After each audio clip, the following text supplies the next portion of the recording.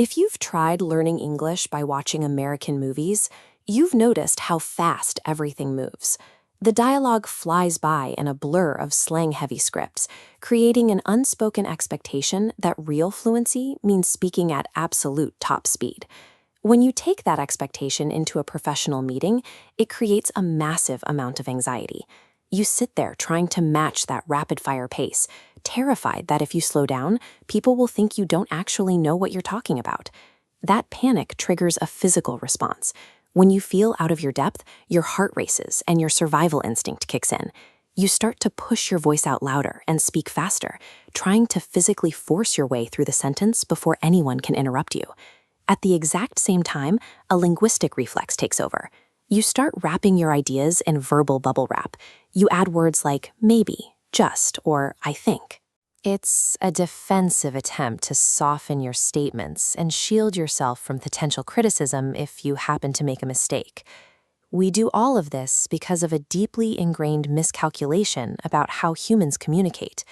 We mistakenly assume that speaking rapidly proves our fluency, and that projecting at a high volume proves our confidence. But the result is exactly the opposite.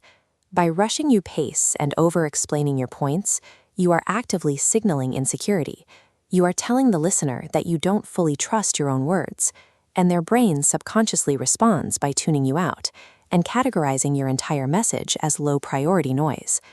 To understand why people tune out, we must look at how the human brain processes conversation. Before your conscious mind even begins to evaluate the vocabulary someone is using, your subconscious enters a rapid scanning phase. It analyzes tone, rhythm, and pacing. In a fraction of a second, your brain asks, "Can I trust this person?" Without certainty, it won't commit energy to process the data. When you speak with rushed pacing and apologies, you fail this test. The subconscious disconnects, and the listener tunes out. Compare that to the CEO of Google, Sundar Pichai. English is his second language, and he speaks with a noticeable accent. Yet when he walks into a boardroom, everyone listens completely. He effortlessly meets the brain's requirement for certainty. He achieves this through absolute control over his delivery. He speaks slowly.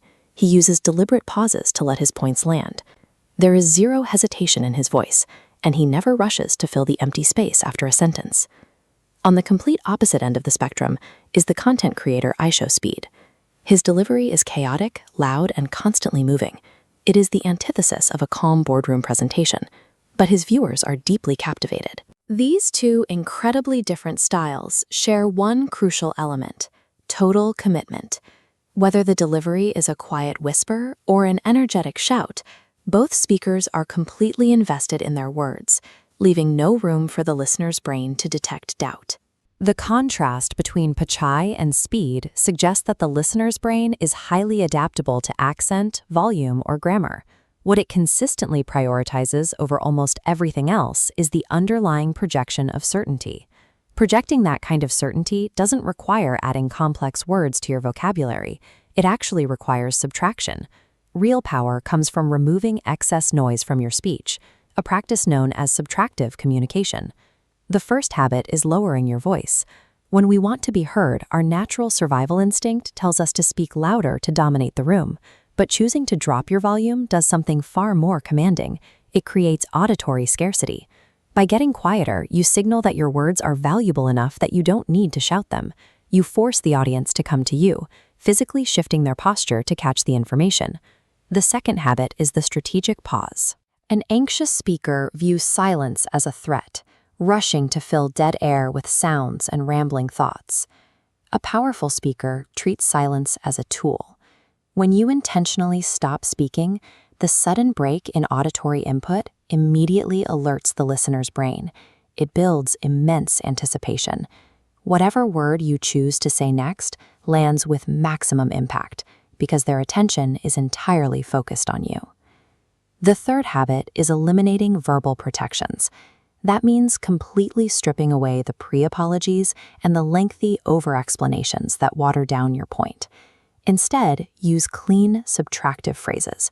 When you finish a point, simply say, "That's all," and let the sentence end.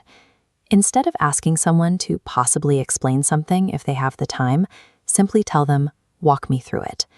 These precise choices establish immediate boundaries and show total control of the conversation. When you strip away the nervous noise, the loud volume, the filler words, and the desperate rushing, you remove every signal of insecurity. What remains is an unshakable core of authority that forces any room to pay you their undivided attention. Ultimately, being a powerful speaker has nothing to do with having the largest or most complex vocabulary. You don't need a thesaurus to command a room. True command comes from using the vocabulary you already possess with uncompromising, deliberate intention. Every word must be a choice, spoken as if it is the absolute truth. Speaking a non-native language often makes you feel vulnerable. There's a persistent internal voice telling you to stay small, to avoid making mistakes. But intentionality acts as psychological armor against that fear. You have to stop aiming for flawless grammar. Stop worrying if every single preposition is perfect. Instead, start aiming for absolute conviction in whatever words you choose to speak. By controlling your pace and embracing silence, you provide the brain with the signals it's already looking for. When you own your words, the people around you stop trying to fill the gaps and simply start listening.